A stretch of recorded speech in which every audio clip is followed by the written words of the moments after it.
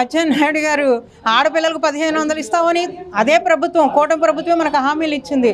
Super 6 పథకాల్లో ఒక హామీ ఇవ్వటం జరిగింది. 19 సంవత్సరాల నుండి 59 సంవత్సరాల వరకు ఉన్న వాళ్ళకి ప్రతి ఒక్కరికి కూడా 1500 ఇస్తామని చెప్పి ఇదే కూటమి ప్రభుత్వం ఇదే చంద్రబాబు నాయుడు గారు ఎన్నికల ముందు వాగ్దానం చేశారు. అది వాగ్దానాన్ని సూపర్ 6 పథకాలని ఏ ఒక్కటి కూడా సమగ్రంగా ఇంతవరకు కూడా అమలు కాల, ఏదో ఇస్తున్నాం అనే అనుమతి చెప్తున్నారు.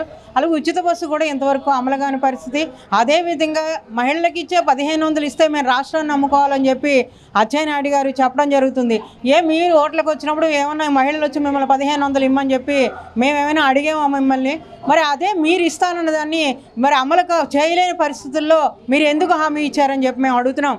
సూపర్ 6 పథకాలు మేము అమలు చేయలేకపోతున్నాం, అప్పులు తీసుకురావాలని చెప్పి కూటమి ప్రభుత్వం చెప్తున్నారు.